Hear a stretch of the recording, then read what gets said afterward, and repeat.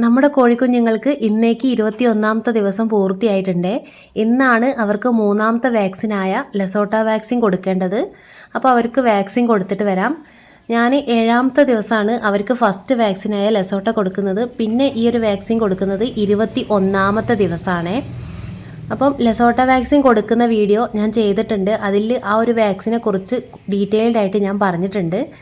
ഇതാണ് vaccine, LaSota വാക്സിന്.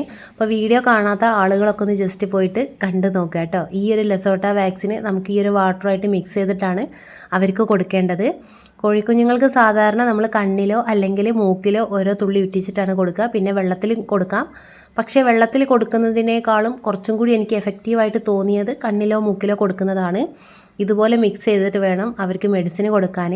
പിന്നെ ഞാൻ ആ വീഡിയോയിൽ പറഞ്ഞിട്ടുണ്ടായിരുന്നു, നമുക്ക് 7ാമത്തെ ദിവസം 14, 21, 28 4 വാക്സിനാണ് കൊടുക്കേണ്ടത്. ഈ ഒരു 4 വാക്സിനും ഞാൻ മെഡിക്കൽ ഷോപ്പിൽ നിന്നും വാങ്ങിയിട്ട് വീട്ടിൽ ഫ്രിഡ്ജിൽ വെച്ചതായിരുന്നു. അതുകൊണ്ട് എനിക്ക് വലിയ ബുദ്ധിമുട്ടോ കാര്യങ്ങളോ ഒന്നും തന്നെ വന്നിട്ടില്ല.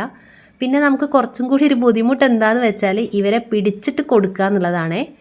കുഞ്ഞതായിരിക്കുമ്പം, അതായത് 7ാമത്തെയും 14ാമത്തെ ദിവസവും വലിയ കുഴപ്പമില്ല, നമുക്ക് പിന്നെയും പിടിച്ചാൽ കിട്ടും.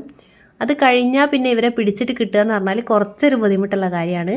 പിന്നെ കഴിഞ്ഞ വീഡിയോയിലൊക്കെ ഒരുപാട് ആളുകൾ ചോദിച്ചിട്ടുണ്ട്, ചേച്ചി ഇത് ഏതാണ് കോഴി എന്നുള്ളത്. ഞാൻ മുന്നെയൊക്കെ പറഞ്ഞിട്ടുണ്ട്, എന്നാലും ഒന്നും കൂടി പറയാം.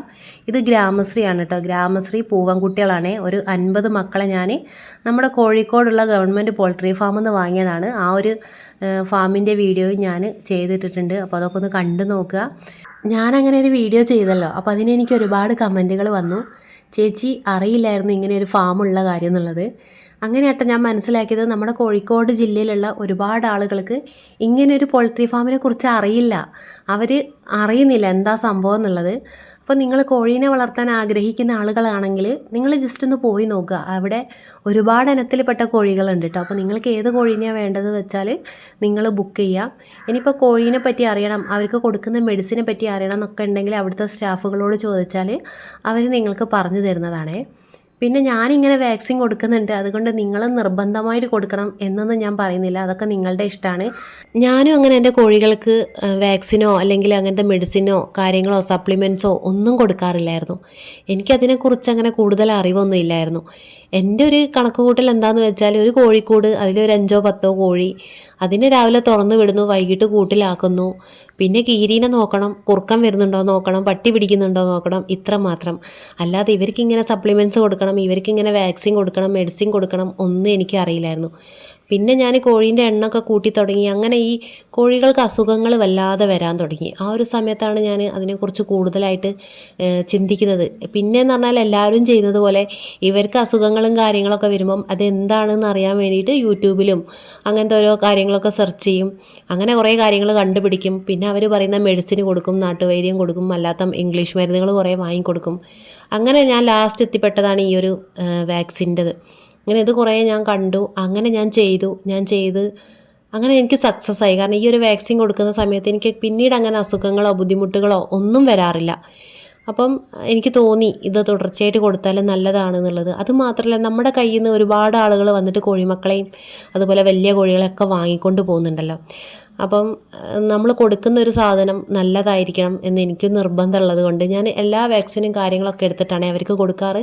ഇനിയിപ്പോൾ വാക്സിൻ എടുക്കുന്നതിന് മുന്നേ തന്നെ ആരെങ്കിലും കോഴികളെ കൊണ്ടുപോകുന്നുണ്ടെങ്കിൽ ഞാൻ അവരോട് പറഞ്ഞു കൊടുക്കാറുണ്ട്, നിങ്ങളിങ്ങനെ ലെസോട്ടി IBD ഒക്കെ കൊടുക്കണം, ഇഞ്ചക്ഷനൊക്കെ വെക്കണം, അടുത്തുള്ള മൃഗാശുപത്രിയിൽ പോയാൽ നിങ്ങൾക്ക് ഈ കാര്യങ്ങളൊക്കെ ചെയ്ത് കിട്ടുട്ടോ എന്ന് ഞാൻ അവരോട് പറയാറുണ്ട്. അപ്പം താല്പര്യമുള്ള ആളുകളാണെങ്കിൽ അവർ കൊണ്ടുപോയിട്ട് നമ്മൾ പറയുന്ന രീതിയിലൊക്കെ ചെയ്യും.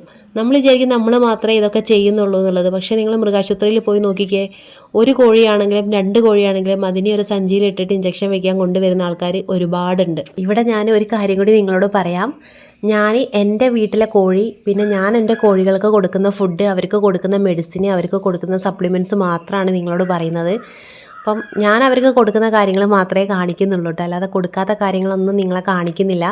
നമുക്ക് അങ്ങനെ കാണിക്കാൻ പറ്റില്ലല്ലോ. അപ്പോൾ എനിക്ക് വീഡിയോ ചെയ്യണമെന്ന് വിചാരിച്ചിട്ട് ഞാൻ എൻ്റെ കോഴിക്ക് കൊടുക്കാത്തൊരു സംഭവം ഞാനിങ്ങനെ കൊടുക്കുന്നത് പോലെ എനിക്ക് കാണിക്കാൻ പറ്റില്ല. കാരണം എൻ്റെ വീഡിയോ കണ്ടിട്ട് നാളെ നിങ്ങളുടെ കോഴികൾക്കും ഈ ഒരു മെഡിസിൻ നിങ്ങൾ കൊടുക്കുന്നവരുണ്ടാവും. 100-ൽ ഒരാളെങ്കിലും ചിലപ്പം കാണുമ്പം അവർ കൊടുക്കാൻ സാധ്യതയുണ്ട്. അപ്പം അതും ഞാൻ നോക്കണം. അതുകൊണ്ട് ഞാൻ എടുത്തു പറയാണ്, എൻ്റെ കോഴികൾക്ക് കൊടുക്കുന്ന ഒരു കാര്യമാണ് ഞാൻ കാണിക്കുന്നത്. അപ്പം നിങ്ങൾ നിങ്ങളിത് കണ്ടിട്ട് ഇതുപോലെ കൊടുക്കാതെ നിങ്ങൾക്ക് എന്തെങ്കിലും സംശയമോ കാര്യങ്ങളുണ്ടെങ്കിൽ നിങ്ങളൊരു മൃഗാശുപത്രിയിൽ പോയിട്ട് ഡോക്ടറെ കാണുക, ഡോക്ടറോട് മെഡിസിനും കാര്യങ്ങളും അല്ലെങ്കിൽ മെഡിക്കൽ ഷോപ്പിലെങ്കിലും ചോദിച്ച് ക്ലിയർ ചെയ്തിട്ട് വേണം നിങ്ങൾ കൊടുക്കാൻ. അതിനി എൻ്റെ വീഡിയോ എന്നല്ല, ഏത് വീഡിയോ കണ്ടാലും നിങ്ങൾക്ക് അത്രയും ഉറപ്പുണ്ടെങ്കിൽ മാത്രം നിങ്ങൾ ആ മെഡിസിൻ വാങ്ങിയിട്ട് നിങ്ങളുടെ കോഴികൾക്ക് കൊടുക്കുക കേട്ടോ. പിന്നെ ഈ ഒരു മെഡിസിൻ, അതായത് ഈ ഒരു വാക്സിൻ കൊടുത്താൽ കോഴികൾക്ക് പൂർണ്ണമായിട്ടും അതായത് ഒരിക്കലും അവർക്ക് അസുഖങ്ങൾ വരില്ല അങ്ങനെയൊന്നും നമുക്ക് പറയാൻ പറ്റില്ല. പക്ഷേ ഒരു പരിധി വരെ നമുക്ക് അസുഖങ്ങളെ നിയന്ത്രിക്കാൻ പറ്റും. അവർക്ക് എന്തെങ്കിലും വയ്യായ്കകൾ വന്നാൽ നമുക്ക് മെഡിസിൻ കൊടുത്താലും അത് മാറ്റിയെടുക്കാൻ സാധിക്കും. എനിക്ക് അതാണ് കുറച്ചും കൂടി ഇതായിട്ട് തോന്നി. ആദ്യമൊക്കെ ഒരുപാട് അസുഖങ്ങൾ വരാറുണ്ടായിരുന്നു കേട്ടോ. ഭയങ്കര ബുദ്ധിമുട്ടാണ് ഈ കോഴികൾക്ക് അസുഖങ്ങൾ വരുമ്പോണ്ടല്ലോ, നമുക്ക് എന്താ പറയുക, നമുക്ക് ഭക്ഷണം കഴിച്ചാൽ ഇറങ്ങില്ല, നമുക്ക് ഉറക്കം വരില്ല, അങ്ങനത്തെ പല പ്രശ്നങ്ങളുമുണ്ട്. അതെന്ന് പറഞ്ഞാൽ നമ്മൾ അങ്ങനെയാണ് വളർത്തുന്നത് അവരെ, അതുകൊണ്ടാണ് ആ ഒരു ബുദ്ധിമുട്ട് വരുന്നത്. അത്ര ഇഷ്ടത്തോടു കൂടി വളർത്തുമ്പം അവർക്കൊരു വയ്യായ്ക വരുമ്പം നമുക്കും അതൊരു ബുദ്ധിമുട്ടാണ്. അങ്ങനെയാണ് ഞാൻ ഈ മെഡിസിനും കാര്യങ്ങളൊക്കെ അവർക്ക് കൊടുത്തത്. ഇപ്പം ഞാൻ ഹാപ്പിയാണ്, അവർക്ക് അങ്ങനത്തെ ബുദ്ധിമുട്ടോ കാര്യങ്ങളോ ഒന്നും തന്നെ ഇല്ല. പിന്നെ നമ്മൾ ശ്രദ്ധിക്കേണ്ട കാര്യം, കഴിയുന്നതും കണ്ണിലോ മൂക്കിലോ മെഡിസിൻ കൊടുക്കാൻ ശ്രദ്ധിക്കുക. അതാകുമ്പം ഓരോ കോഴിക്കുഞ്ഞുങ്ങൾക്കും കിട്ടേണ്ടതായ രീതിയിൽ അവർക്ക് കിട്ടും. പക്ഷേ വെള്ളത്തിലൂടെ കൊടുക്കുമ്പം കറക്റ്റ് അവർക്ക് കിട്ടണമെന്നില്ല. നമുക്കിപ്പം അങ്ങനെ ശ്രദ്ധിക്കാൻ പറ്റില്ലല്ലോ, ഏതൊക്കെ കോഴിക്കുഞ്ഞുങ്ങൾക്ക് കിട്ടിയില്ല എന്നൊന്നും നമുക്ക് ശ്രദ്ധിക്കാൻ പറ്റില്ല.